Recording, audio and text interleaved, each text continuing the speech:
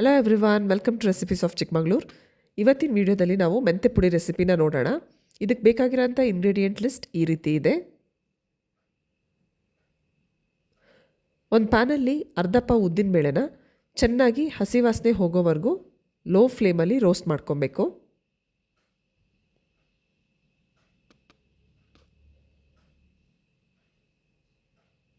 ಅದೇ ಪ್ಯಾನಲ್ಲಿ ಕಾಲು ಪಾವು ಮೆಂತೆ ಹಾಕಿ ಅದನ್ನು ಲೋ ಫ್ಲೇಮಲ್ಲಿ ಚೆನ್ನಾಗಿ ರೋಸ್ಟ್ ಮಾಡ್ಕೊಬೇಕು.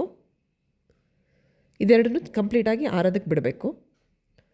ಇವಾಗ ಒಂದು ದೊಡ್ಡ ಪಾತ್ರೆಯಲ್ಲಿ ಅರ್ಧ kg ತುಪ್ಪನ ಹಾಕಿ ತುಪ್ಪ ಚೆನ್ನಾಗಿ ಬಿಸಿಯಾಗಕ್ಕೆ ಬಿಡಬೇಕು. ಅಷ್ಟರಲ್ಲಿ ಈ ಹುರಿದಿಟ್ಕೊಂಡಿರೋ ಅಂಥ ಮೆಂತೆ ಮತ್ತು ಉದ್ದಿನಬೇಳೆನ ಪೌಡರ್ ಮಾಡಿ ಇಟ್ಕೊಬೇಕು.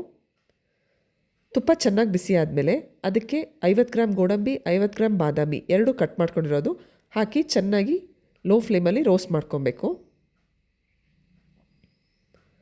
ನಟ್ಸ್ ಎಲ್ಲ ಚೆನ್ನಾಗಿ ರೋಸ್ಟ್ ಆದಮೇಲೆ ಅದನ್ನ ಒಂದು ಪಾತ್ರೆಯಲ್ಲಿ ಎತ್ತಿಟ್ಕೊಬೇಕು.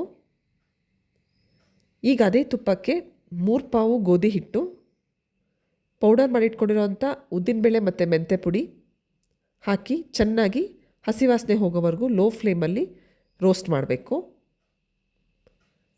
ಇದರ ಹಸಿ ವಾಸನೆ ಹೋಗಿದ್ದು ಗೊತ್ತಾಗತ್ತೆ. ಹಾಗೆ ಇದು ಹೊಂದ್ಕೊಂಡು ಬರುತ್ತೆ ಎರಡೂ ಸೇರಿ.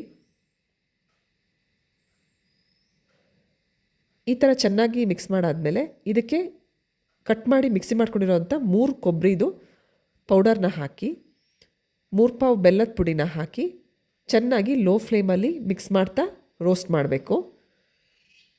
ಇಲ್ಲಿ ನಾನು ತಗೊಂಡಿರೋಂಥ ಪಾತ್ರೆನೂ ಕೂಡ ಇದಕ್ಕೆ ಸಣ್ಣದೇ ಆಯಿತು. ನಾನು ಇನ್ನೊಂದು ಪಾತ್ರೆಗೆ ಸ್ವಲ್ಪ ಶಿಫ್ಟ್ ಮಾಡಿಕೊಂಡೆ. ತಗೊಳ್ಳುವಾಗ ಸ್ವಲ್ಪ ದಪ್ಪ ತಳದ್ದು ದೊಡ್ಡ ಪಾತ್ರೆನೇ ತಗೊಳ್ಳಿ. ಇದು ಹುರಿತಾ ಚೆನ್ನಾಗಿ ಪೌಡರ್ ಥರ ಆಗುತ್ತೆ.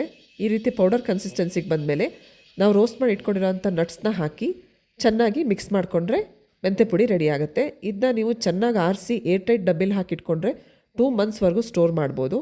ಇದು ಮಕ್ಕಳಿಗೆ, ಪ್ರೆಗ್ನೆಂಟ್ ವಿಮೆನಿಗೆ, ಬಾಣಂತಿಯರಿಗೆಲ್ಲ ತುಂಬ ಒಳ್ಳೆಯದು. ಯಾರ್ಯಾರಿಗೆ ಮೆಂತೆ ಹಿಟ್ಟು ತಿನ್ನೋಕ್ಕೆ ಇಷ್ಟ ಇಲ್ವೋ ಅವ್ರು ಇದನ್ನ ಮಾಡಿಟ್ಕೊಂಡು ತಿನ್ಬೋದು. ಈ ರೆಸಿಪಿ ನಿಮಗೆ ಇಷ್ಟ ಆದರೆ ನಿಮ್ಮ ಫ್ರೆಂಡ್ಸ್ ಮತ್ತು ಫ್ಯಾಮಿಲಿ ಜೊತೆ ಶೇರ್ ಮಾಡಿ. Thanks for watching.